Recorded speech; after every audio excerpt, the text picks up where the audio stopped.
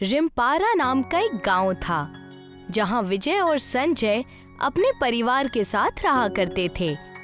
विजय का परिवार चालाक और होशियार था, वहीं संजय नादान और नेक दिल था। संजय हमेशा पूजा पाठ करके अपने खेतों में काम करने के लिए चला जाया करता।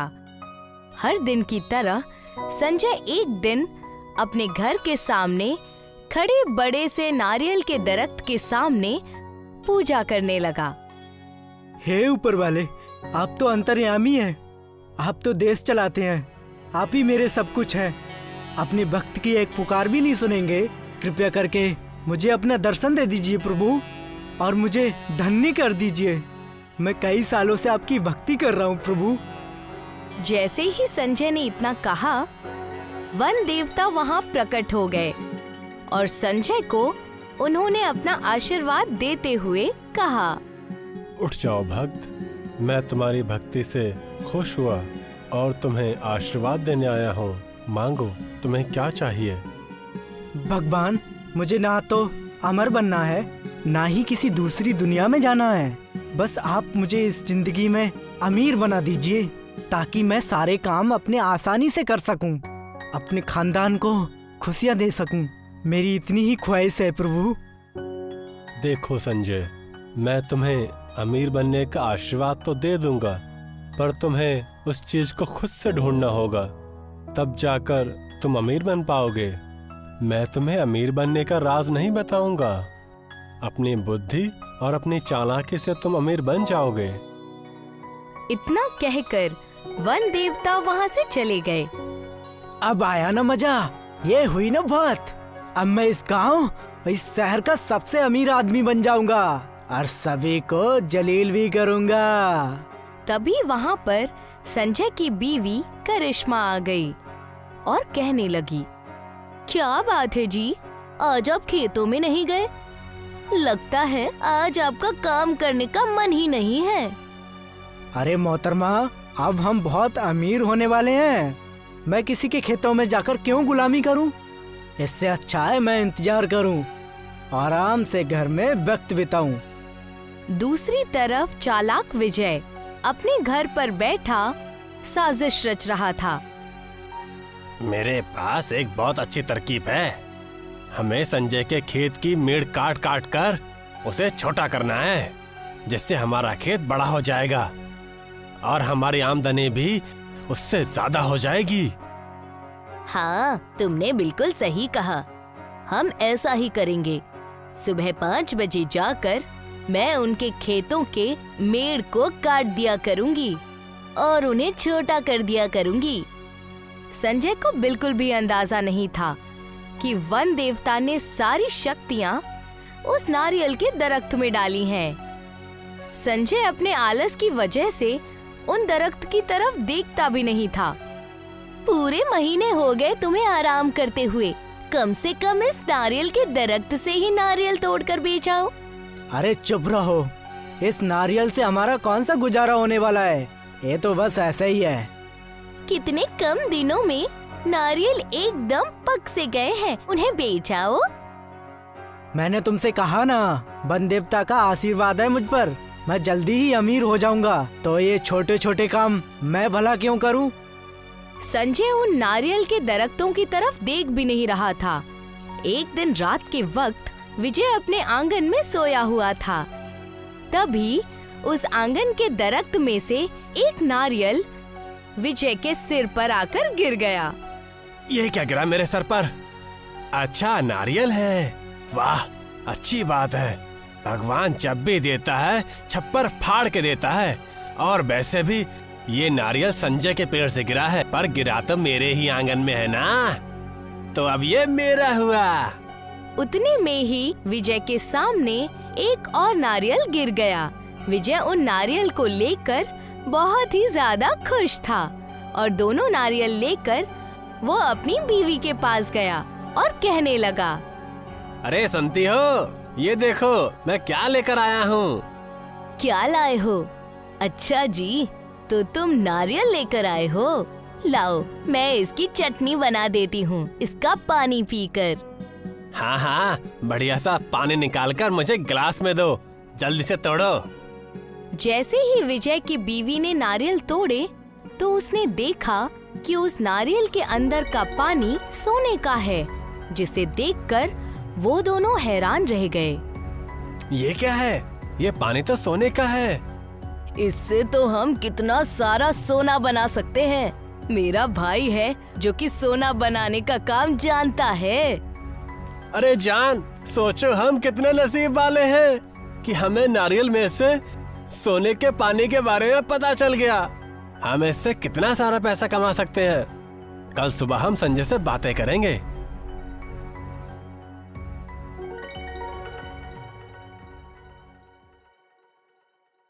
दूसरे दिन संजय जैसे ही सोकर उठा, विजय उसे जाकर कहने लगा। अरे संजय भाई, क्या हाल चाल है? मुझे तुमसे थोड़ी सी बातचीत करनी थी। हाँ भाई, बोलो क्या हुआ? मैं यही हूँ, मैं अपनी मोहतरमा को बुला लूँ? मैं यही हूँ, बोलिए आप। तुम दिन भर घर में रहते हो, बड़ी अच्छी बात है, पर मैं चाहता हूँ कि तुम अपने नारियल के पेड़ में से मुझे नारियल तोड़ने दो। मैं चढ़कर नारियल तोड़ लाऊंगा और उसे बेच दूंगा बाजार में। तुम मुझसे उसके पैसे ले लेना। जी बिल्कुल सही कहा विजय भैया ने, बिल्कुल सही कहा। मैं यही सोचती हूँ कि कम से कम ये नारियल बिक जाएं और कुछ तो पैसे घर में आए। इन्हें घर बैठे बहुत वक्त हो चुका है। मुझे ये बात मंजूर है, तुम नारियल बेचकर मुझे पैसे दे देना। और क्या था, विजय हर रोज नारियल के दरख्त पर चढ़कर नारियल तोड़ने लगा। नारियल तोड़ते ही उसमें सोने का पानी मिलता था और वो अपने साले साहब से उनके गहने बनवाने लगा। धीरे धीरे कुछ दिन बीत गए और विजय गांव का सबसे रईस आदमी बन गया। देखा जाने मन, मैंने कहा था ना, हम पर हरि की कृपा है। सही कहा आपने। एक काम करते हैं, हम अब एक सोने की दुकान खोल देते हैं, ज्वेलरी की। क्या कहते हो? ये बात तो मैंने भी सोची थी, पर इस संजय को शक हो सकता है। हमें ये सारी चीजें नहीं करनी। एक तरफ विजय अपनी जिंदगी बहुत ऐशो आराम से जी रहा था, वहीं दूसरी तरफ संजय परेशान और मायूस था। तब करिश्मा ने कहा, आपने देखा जी, कैसे विजय भैया इतने रईस हो गए? कोई न कोई बात तो जरूर है। मुझे ऐसा लगता है कि कुछ तो है जो हमें नहीं पता। तुमने बिल्कुल सही कहा। इतने पैसे कहाँ से आ गए? मैंने देखा है कि वो काम एक भी नहीं करता है, सिर्फ वो नारियल ही बेचता है। जब से नारियल बेचने लगे हैं तब से ही वो इतने रईस हुए हैं, और इतने रईस होने के बावजूद नारियल बेच रहे हैं। तुमने बिल्कुल सही कहा। हो ना हो उस नारियल में ही कुछ है, और मुझे देखो, मैं आलस के कारण घर में ही बैठा रह गया। चलिए चलकर देखते हैं कि अभी वो क्या कर रहे हैं। संजय और उसकी बीवी करिश्मा दोनों ही चुपके से विजय के घर के पास जाते हैं, जहां विजय नारियल तोड़ रहा होता है। वो दोनों मियाँ बीवी खिड़की से छुपकर उन्हें नारियल तोड़ता हुआ देखते हैं। देखा, उस बुद्धू को अब तक पता नहीं चला कि मैं उसका फायदा उठा रहा हूँ। नारियल का पेड़ जब तक हमारा है, हमारे पैसे बनते ही रहेंगे और हम अच्छे पैसे कमाएंगे। ये बात तो बिल्कुल सही कही आपने। और साथ में उसकी डायन बीवी करिश्मा, वो अपने आप को बहुत होशियार समझती है। अब जल्दी से इस नारियल को तोड़ो और नारियल के पानी को सोने में तब्दील करो। जैसे ही संजय और करिश्मा ने वो बात सुनी, वो तुरंत ही विजय के घर के अंदर चले गए और कहने लगे, अच्छा तो ये बात है, तुमने मेरे साथ धोखा किया है। मुझे थोड़े से पैसे देकर मेरे नारियल के पेड़ में से सोना बना लिया और मुझे बताया भी नहीं। ये बहुत ही गलत बात है, बहुत ज्यादा गलत। ये सारा हमारा सोना है, ये सारे पैसे हमारे हैं। तुमने हमारे साथ धोखा किया है। अच्छा तो ये बात है, तुमने मेरे साथ धोखा किया है। मुझे थोड़े से पैसे देकर मेरे नारियल के पेड़ में से सोना बना लिया और मुझे बताया भी नहीं। ये बहुत ही गलत बात है, बहुत ज्यादा गलत। ये सारा हमारा सोना है, ये सारे पैसे हमारे हैं। तुमने हमारे साथ धोखा किया है। मैंने तुम्हारे नारियल के पेड़ खरीदे थे और तुम्हें हिस्सा दिया था। अब यहाँ से चले जाओ और जाकर अपना काम करो और मेरे पास आने की जरूरत नहीं है। संजय वहाँ से रोते हुए अपने घर चला गया और अपने उसी नारियल के दरख्त के पास बैठकर तपस्या करने लगा। हे भगवान, ये क्या हो रहा है? मेहनत कोई और करे और मेवा कोई और खाए, ये बहुत ही गलत बात है। संजय की प्रार्थना सुनकर वहाँ पर वन देवता आ गए और कहने लगे, उठो भक्त, सबसे पहली बात, तुमने कोई मेहनत नहीं की। मैंने पहले ही कहा था कि अमीर बनने का उपाय मैं नहीं बताऊंगा। वही उपाय विजय को पता चल गया और उसने मेहनत की। तुम नारियल के पेड़ की तरफ देखते तक नहीं थे, आलस के शिकार हो गए थे तुम। मैं अपनी गलती को महसूस कर रहा हूँ, कृपया करके आप मुझे माफ कर दें। तुम एक अच्छे आदमी हो संजय, और मैं बार बार तुम्हारे बुलाने पर नहीं आ सकता। मुझे अपने हर एक भक्त के साथ रहना पड़ेगा। पर उस विजय का क्या? उसने तो मेरे साथ धोखा किया है। तुम उसकी फिक्र मत करो, उसे उसकी कीमत चुकानी ही पड़ेगी। लेकिन तुम अब से हमेशा नारियल के पेड़ पर चढ़कर नारियल तोड़ोगे और अपना घर चलाओगे, ना कि आलस में पैसे का इंतजार करोगे। हम भी उन्हीं की मदद करते हैं जो अपनी मदद खुद करते हैं। इतना कहकर वन देवता वहाँ से गायब हो गए और संजय दरख्त पर चढ़कर नारियल तोड़ने लगा। अब से हम दोनों मेहनत करेंगे और अपना घर चलाएंगे। इस जादुई सोने के नारियल पानी से हमारा घर बहुत अच्छा चलेगा, हमारे बच्चे स्कूल में पढ़ेंगे और हमारी जिंदगी भी अच्छी होगी। संजय खुद नारियल के दरख्त पर चढ़कर नारियल तोड़ने लगा और अपना घर अच्छे से चलाने लगा। इस बात से विजय को तकलीफ और जलन दोनों हुई और फिर उसने साजिश रची। आज रात को जब संजय और उसकी पत्नी सो जाएंगे, तब मैं जाकर उसके नारियल के पेड़ पे से नारियल चुरा लूंगा, फिर मजा आएगा।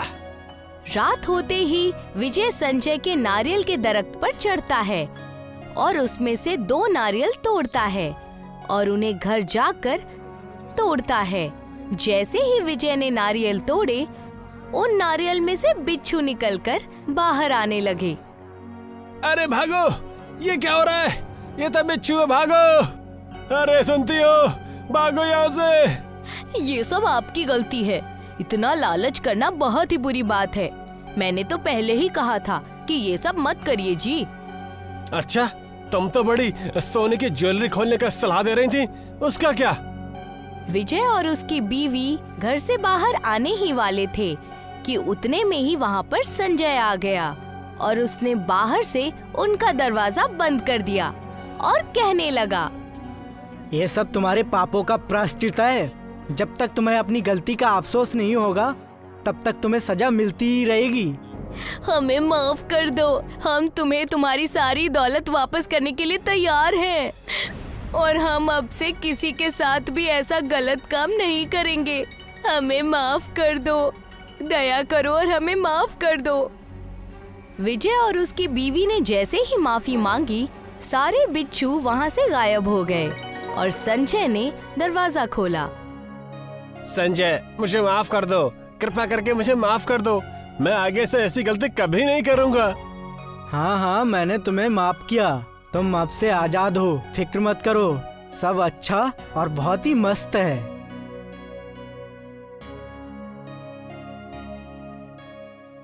ऐसे ही संजय और विजय अपने अपने काम पर दोबारा लग गए और अपना घर चलाने लगे। संजय अपनी करिश्मा के साथ बेहद खुश था और जब भी ज्यादा पैसे हो जाते, संजय उन्हें अपने गांव में बांट दिया करता और अपनी जिंदगी खुशहाल और बिना फिक्र के बिताया करता।